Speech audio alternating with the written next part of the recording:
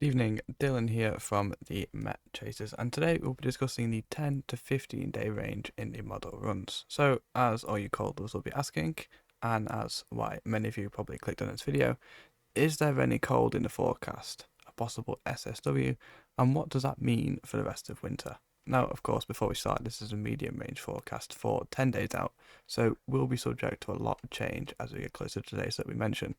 So, let's have a look at what we have on the screen. This is the upper air temperatures on the ECM deterministic run. And as you can see, there is a cold pool of sub -10 upper air temperatures over Europe, Eastern Europe, that then looks to push out towards the west and eventually kind of settle over the UK. Now, obviously, upper air temperatures aren't everything, but this would probably mean that we have some colder conditions, and of course, you want kind of below -6 for any snow. And obviously, with an easterly setup, you have the air coming over the North Sea, and it can kind of become quite charged, quite moist, and bring a lot of snow showers rather, feeding in off the east, and any low pressure systems that might build, obviously coming up from the south and bump into that cold air. You could end up with a decent amount of snow. So what's causing these kind of runs? So if we have a look, so as we have here, we have the geopotential height and the anomaly. So that's kind of how it, fares against the climatological average. And it's the ECM deterministic run again. And as you can see, the red near the top in Scandinavia looks to kind of build and become quite strong as we get, towards the middle of February. And obviously then you can kind of see the deeper blues towards the south of the UK, and that indicates, lower pressure, lower than average pressure. And, as we know, high pressure rotates clockwise, low pressure rotates anti-clockwise, and that would then feed an easterly wind off, Eastern Europe, Scandinavia, and, not a beast from the east, but a beast from the east style setup, and that's where we get the colder air feeding in from the east, and obviously where that cold air settles and where it kind of feeds in from does depend on the position of these highs and lows. So it's not, guaranteed that we see this, but these runs here, as you can see, indicate a higher likelihood of an easterly wind building, which, for cold lovers, and especially if you're in the east and the southeast, this is what you really want to see if you want to see any potential cold. And obviously, we've had a lot of talk about a strong polar vortex, we're in a positive NAO style setup.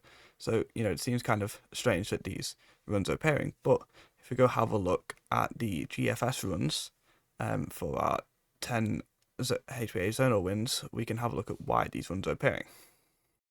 Okay, so let's have a look here, and this chart basically shows the polar vortex in short. And as you can see at the start of it, it shows where we are currently, roughly, and that it's very strong. It doesn't look like it's going to budge much. It's very strong. Cold air is mostly confined to the polar regions, and it doesn't really show much signs of it taking it elsewhere.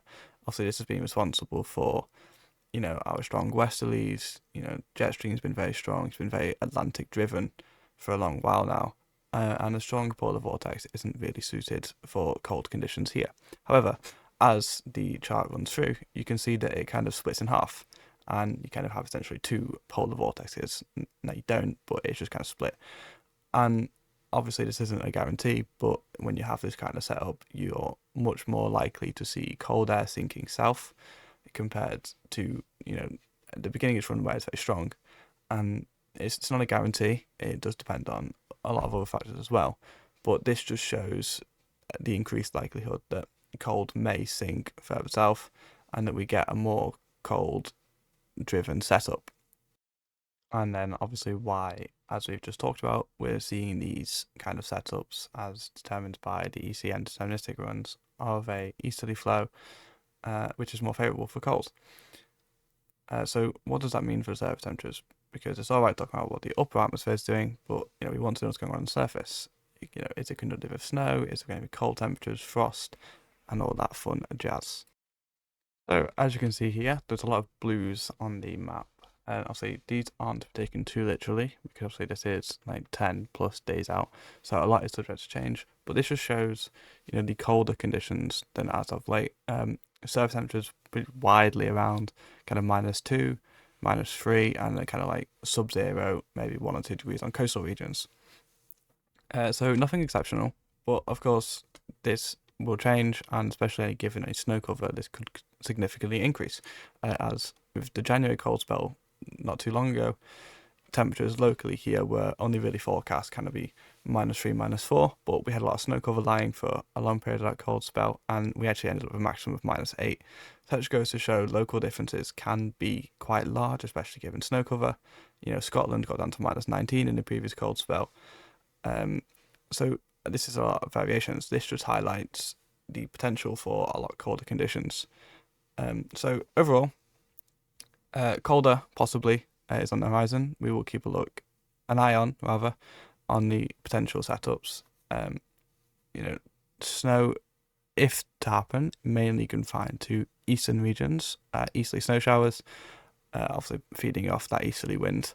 However, should this setup come to fruition, we will watch any potentials for any low pressure systems to bump into the cold, which could bring more widespread frontal snow, and any other small details that could change the future. And as regards to a possible SSW event, obviously, like I mentioned, it increases the chance of cold. So in the longer term, we'll have to keep our eyes on this. If an SSW event does come to fruition, it very could well mean that cold lasts well into February and even possibly March. And that is something that we'll need watching, because it's not a guarantee. And obviously, we'll know as we get closer.